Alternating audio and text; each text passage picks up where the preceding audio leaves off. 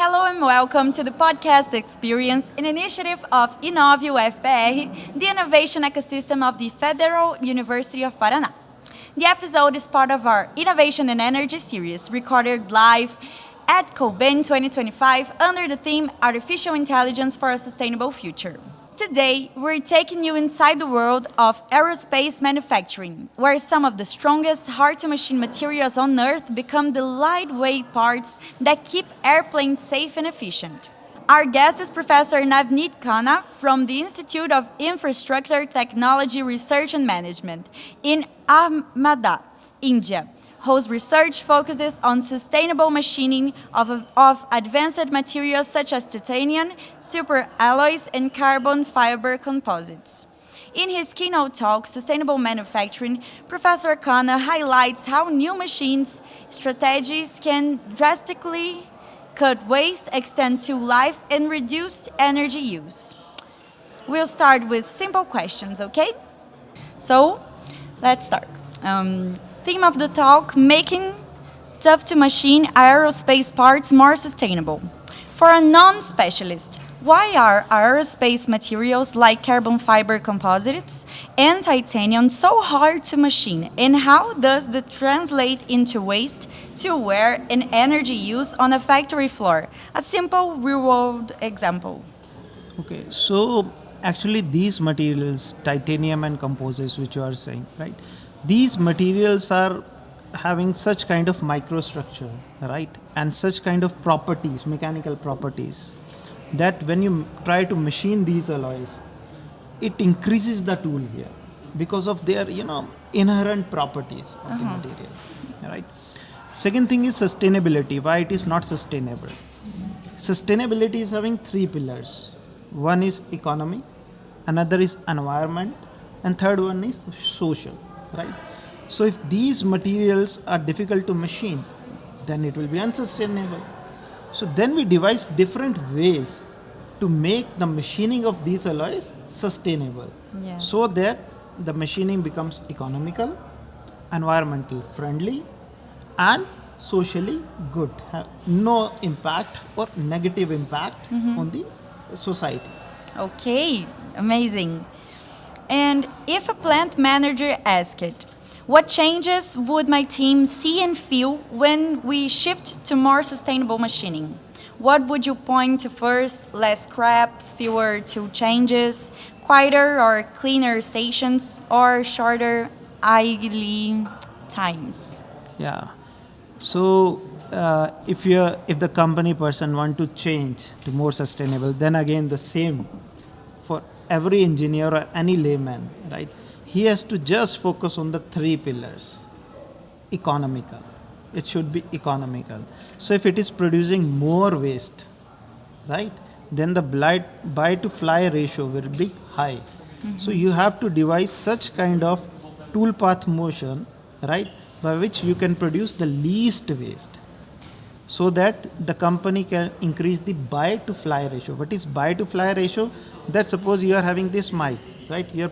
You are procuring this as a raw material, and if you are removing more material to get the final product, then the buy to fly ratio will be very high, which is not required. So you need to devise such kind of process that buy to fly ratio should reduce. Okay, okay. Oh, I'm getting it. Okay.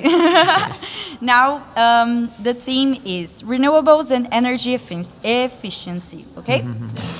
People hear that lighter parts, greener flights. In simple terms, how do better machining strategies for CFRP titanium translate into fuel savings and lower life cycle emissions for aircraft? Very good. So what happens when any company or any student wants to conduct life cycle analysis of any process, that can be machining process, right? So then he should focus on the 4 stages of life. Any product is having, or any process is having 4 stages for complete life. First stage is raw material extraction from Mother Earth, pre-processing it, right? That is the first stage. Then you bring that material to the manufacturing center or factory, where you do machining on CFRP and everything, right? So that is the second stage.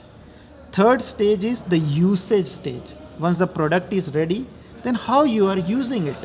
In a layman language, if I'm producing this t-shirt, right, 10 t-shirts, I'm selling it to you, to other 9 guys, then the habits of all the 10 users will be different.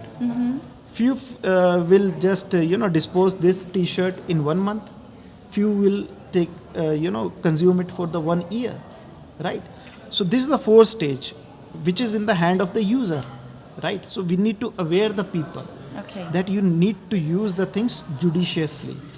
And the fourth step is whether you directly go for the disposal or you want to recycle the product, reuse the product, remanufacture the product, redesign the product, right? So these are the important things, 4 stages to be learned for every individual.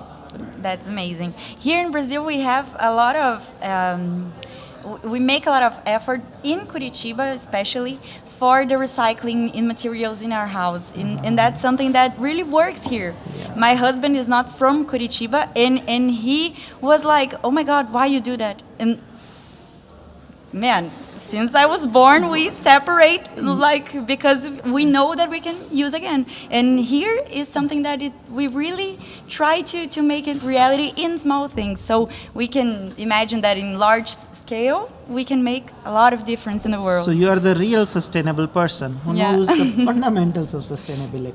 That's good, right? Excellent. Yeah.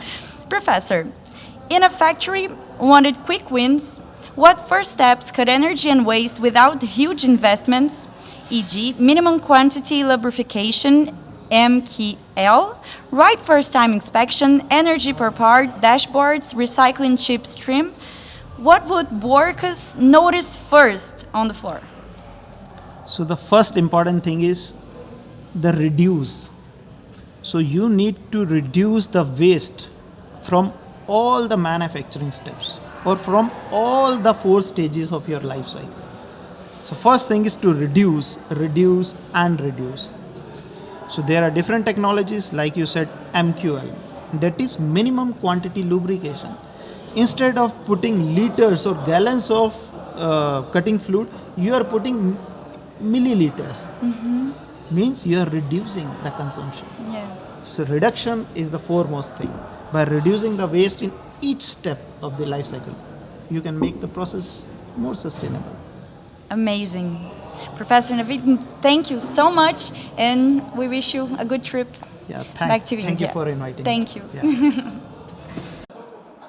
If you'd like to deep dive into innovation and technology, check out UFPR's postgraduate specialization in renewable energy and energy efficiency, 100% live online, taught by leading PhD faculty. The program offers dual certification. Beyond the specialization, you also earn an innovation certificate through the Startup Experience methodology, exclusive to UFPR Innovation and Ecosystem Hub. It's hands-on innovation. You finish with a design startup and a publication in innovation and technology.